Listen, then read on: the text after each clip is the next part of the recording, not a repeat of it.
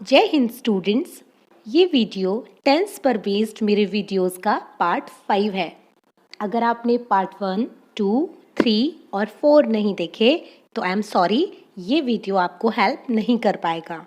तो अगर आप इस वीडियो को समझना और टेंस सीखना चाहते हैं तो पहले आप पार्ट 1, 2, 3 और 4 देखें, तभी आप इसके आगे टेंस समझ पाएंगे। तो हम स्टार्ट करते हैं।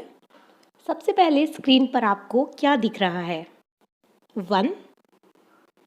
और इसके बाद आपको स्क्रीन पर क्या दिख रहा है? 2।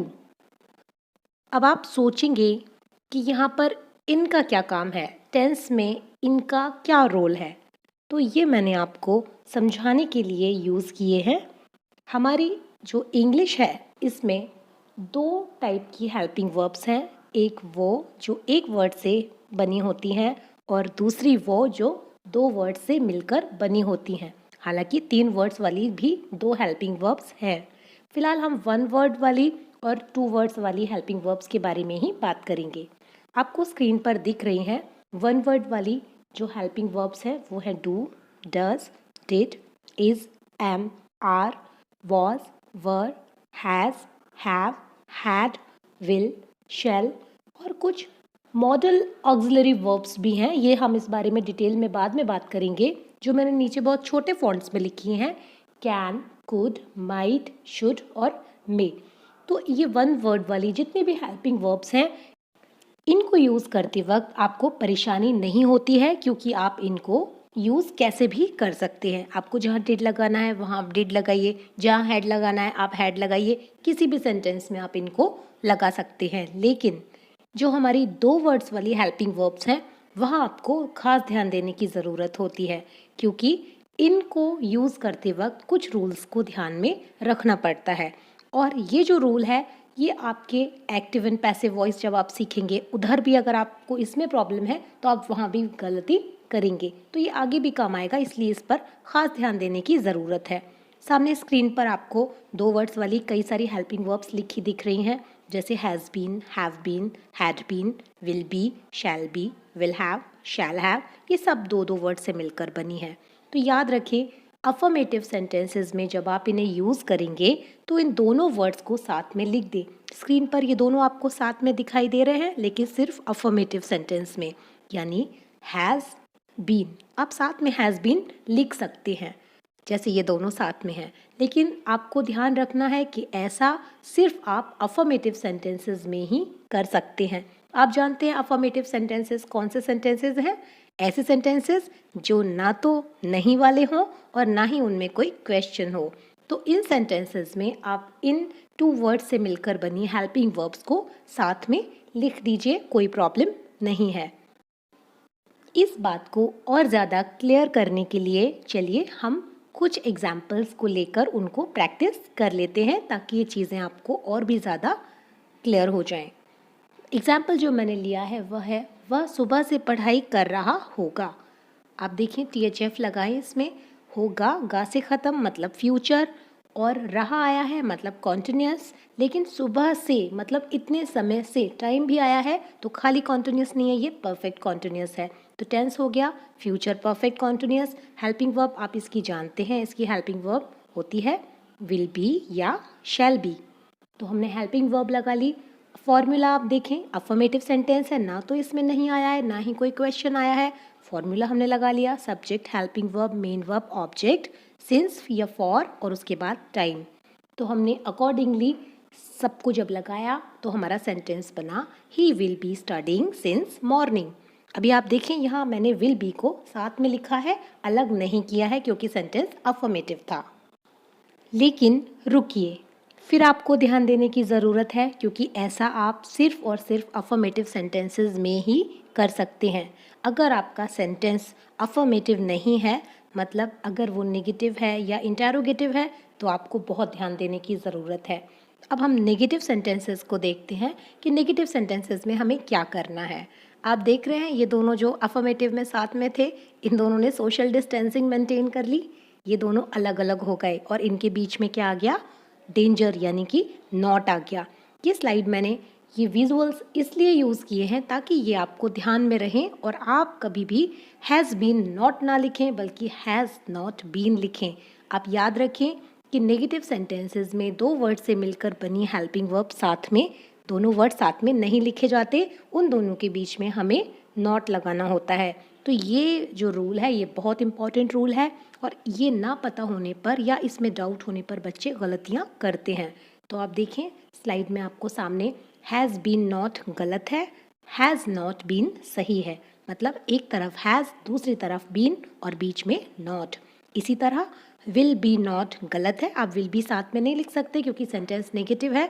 आपको क्या करना होगा, आपको विल नॉट बी लिखना होगा। इसी तरह से शैल नॉट हैव सही है, आप शैल हैव नॉट नहीं लिख सकते क्योंकि सेंटेंस नेगेटिव है। तो एक तरफ शैल, दूसरी तरफ हैव और बीच में आपको नॉट लगाना पड़ेगा। तो आई होप आपको ये चीज़ क्लियर हो गई है कि अफर्मेटिव सेंटेंस में दोनों वर्ड्स जो हैं हेल्पिंग वर्ब के साथ में लिखे जाएंगे, लेकिन नेगेटिव सेंटेंसेस में उन दोनों के बीच में नॉट लगाना ज़रूरी है। अभी यहाँ स्लाइड में आपको टू वर्ड्स वाली वे सभी हेल्पिंग वर्ब्स दिखाई दे रही हैं जिनके बीच में आपको नॉट लगाना है, इन्हें साथ में नेगेटिव सेंटेंस में नहीं लिखना है।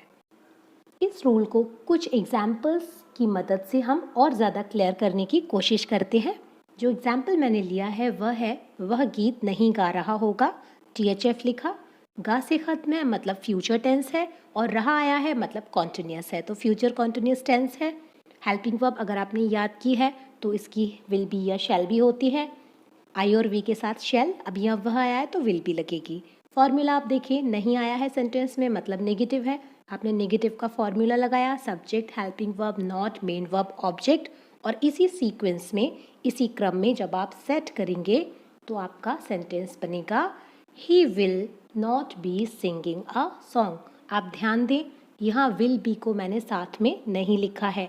क्यों? क्योंकि ये रूल आप अभी अभी पढ़ चुके हैं और आई होप समझ भी चुके हैं कि इन दोनों के बीच में, क्योंकि सेंटेंस नेगेटिव है और हेल्पिंग वर्ब दो वर्ड से मिलकर बन रही है, आपको इन दोनों को अलग रखना होगा, बीच में नॉट लगाना होगा।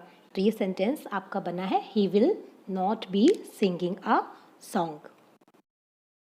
अब आप खुश हो सकते हैं क्योंकि आपने दो वर्ड्स वाली हेल्पिंग वर्ब को कैसे अफर्मेटिव में और कैसे नेगेटिव में लगाना है सीख लिया है। लेकिन रुकिए और ठहरिए क्योंकि अभी कुछ और भी है जो आपका वेट कर रहा है, कुछ और चीज़ें हैं जो आपको सीखना बाकी हैं। एक और प्रॉब्लम है जो आपको हेल्पिंग वर्ब से रिलेटेड आगे सामने आएगी, वो है 3। अब आप सोचेंगे ये 3 क्या है? तो अभी तक आपने 1 वर्ड वाली और 2 वर्ड्स वाली हेल्पिंग वर्ब देखी, लेकिन इंग्लिश में 2 हेल्पिंग वर्ब ऐसी भी हैं जो 3 शब्दों से मिलकर बनी हैं। तो इसमें परेशान होने वाली बात नहीं है, इनका भी सॉल्यूशन है। आप स्क्रीन पर वे दोनों हेल्पिंग वर्ब्स देख रहे हैं जो 3 वर्ड से मिलकर बनी है, विल हैव बीन या शैल हैव बीन। अगर आपने सारी टेंसेस की हेल्पिंग वर्ब्स याद कर ली हैं तो आपको क्लियर हो गया होगा कि ये will have been, shall have been किस टेंस में यूज़ होती हैं। स्लाइड में आपको दिखाई दे रहा है जो 4th नंबर का टेंस है, फ्यूचर परफेक्ट कॉन्टिन्यूस टेंस, उसकी हेल्पिंग वर्ब होती है विल हैव बीन या शैल हैव बीन। तो वहाँ पर आपको ये यूज़ करनी होती है। तो आप इसमें अगर नॉट आएगा, मतलब अगर आप नेगेटिव सेंटेंस में विल हैव बीन आपको लगाना है तो आप कैसे लगाएंगे? तो इसका जो सोल्यूशन है, ये जो हंसता हुआ आपको एक फेस दिख रहा है, ये खुश हो रहा है क्योंकि इसके पास इस चीज़ का सोल्यूशन है। आप क्या करिए, आप 3 का 2 कर दीजिए, मतलब जो 3 वर्ड्स हैं ना उनको आप घटा के, काट के 2 वर्ड्स कर दीजिए। कैसे? आप विल को एक साइड कर दीजिए और हैव बीन को एक साइड कर दीजिए, शैल एक तरफ और हैव बीन एक तरफ। मतलब अब ये 3 से क्या हो गए, 2 हो गए। अब ये 2 वर्ड्स हो गए। तो अब जैसे आप पहले नेगेटिव सेंटेंसेस में क्या कर रहे थे, अफर्मेटिव में तो ये पूरा साथ में लिख दिया जाएगा, विल हैव बीन या शैल हैव बीन। नेगेटिव में आप क्या करिए, ये 2 बन चुके हैं तो इनके बीच में नॉट लगा दीजिए, मतलब विल नॉट हैव बीन या शैल नॉट हैव बीन। तो ये चीज़ भी आई होप आपको क्लियर हो गई होगी। लेकिन अभी और रुकिए, अभी आपको और ठहरने की और रुकने की ज़रूरत है क्योंकि अभी आपने 3 ही चीज़ें सीखी हैं, जबकि एक और चीज़ है जो आपका वेट कर रही है, मतलब एक और डेंजर है जब आप ये 2 वर्ड्स या 3 वर्ड्स वाली हेल्पिंग वर्ब यूज़ करेंगे जो आपके सामने आएगा, इंटरोगेटिव सेंटेंसेस। अभी तक हमने अफर्मेटिव पढ़ा कि अफर्मेटिव में साथ में लिख दीजिए 2 वर्ड्स वाली हेल्पिंग वर्ब या 3 वर्ड्स वाली, नेगेटिव में दोनों के बीच में आप नॉट लगा दीजिए। इंटरोगेटिव में आपको क्या करना है, इन दोनों को अलग ही रखना है जैसा कि आपने नेगेटिव में किया, लेकिन जैसा नेगेटिव में आपने बीच में नॉट लगाया था, इंटरोगेटिव सेंटेंस चाहे वो इंटरोगेटिव 1 हो या इंटरोगेटिव 2, आपको उन दोनों के बीच में सब्जेक्ट लगाना है। सेंटेंस में जो भी सब्जेक्ट है आप इन दोनों वर्ड्स के बीच में लगाइए। जैसे आप हैज़ और बीन और इनके बीच में आप क्या लगाइए, subject. Will subject then be, मतलब विल बी के बीच में आप सब्जेक्ट लगाइए, क्योंकि अभी मेरे पास यहाँ कोई सब्जेक्ट नहीं है। अगर आप कोई सेंटेंस लेंगे तो आपको पता होगा कि सेंटेंस का क्या सब्जेक्ट है, तो आप उस सब्जेक्ट को एक वर्ड एक साइड, दूसरा वर्ड दूसरे साइड और बीच में सब्जेक्ट लगाइए। तो स्क्रीन पर जितनी भी ये 2 वर्ड्स वाली हेल्पिंग वर्ब्स हैं, इनमें आपको बीच में क्या करना है, इनको साथ में नहीं रखना है दोनों वर्ड्स को, बल्कि इन दोनों वर्ड्स को आपको अलग अलग रखना है और इनके बीच में आपको सब्जेक्ट लगाना है। तो आप स्क्रीन पर देखिए, मैंने आपको वही चीज़ शो की है जिससे कि आप ये चीज़ कभी भूले नहीं और आपके माइंड में ये जो इमेज है ये आ जाए अगर आप इसमें गलती करने वाले हो तो। कुछ एग्जाम्पल्स लेते हैं जिससे कि ये चीज़ आपको और क्लैरिटी के साथ समझ में आ जाए। तो पहला एग्जाम्पल जो मैंने लिया है वो है, क्या वह गीत नहीं गा रहा होगा। दूसरा एग्जाम्पल, वह सुबह से इंतज़ार क्यों कर रही थी। और तीसरा, क्या तुम सोमवार से स्कूल नहीं जा रहे हो। मैंने तीनों एग्जाम्पल्स ऐसे लिए हैं जिनमें 2 वर्ड से मिलकर बनी हेल्पिंग वर्ब आपको यूज़ करनी होगी। अब हम इंटरोगेटिव सेंटेंसेस को बनाएंगे वही THF की हेल्प लेते हुए। तो पहला सेंटेंस जो है हमारा, क्या वह गीत नहीं गा रहा होगा। तो सबसे पहले हमने THF लिखा। अब टेंस पहचानिए, गा से ख़त्म मतलब फ्यूचर और रहा आया है मतलब कॉन्टिन्यूस। तो फ्यूचर कॉन्टिन्यूस टेंस है, हमें याद है कि इसकी हेल्पिंग वर्ब होती है विल बी या शैल बी। आई और वी के साथ शैल बी, बाकी सबके साथ विल बी।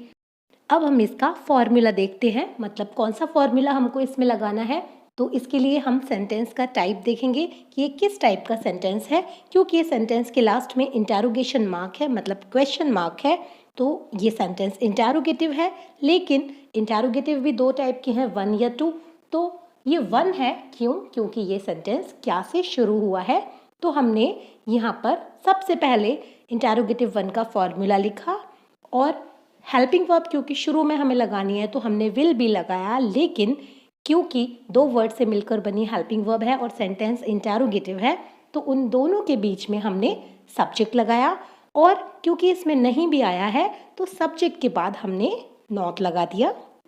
आपको एक तरफ ये भी ध्यान रखना है कि ये क्योंकि 2 वर्ड से मिलकर बनी हेल्पिंग वर्ब यूज़ हो रही है सेंटेंस में, तो आपको वो दोनों वर्ड्स अलग रखने हैं, बीच में सब्जेक्ट लगाना है। लेकिन ये सेंटेंस इंटरोगेटिव तो है ही, इसमें नहीं भी आया है, तो आपको ये भी याद रखना है कि जो नॉट है वो हमेशा सब्जेक्ट के बाद लगाते हैं। कब, जब आपका सेंटेंस क्वेश्चन वाला हो और उसमें नहीं भी आए तो आप सब्जेक्ट के बाद इसमें नॉट लगाएं, आपका सेंटेंस करेक्टली बन जाएगा।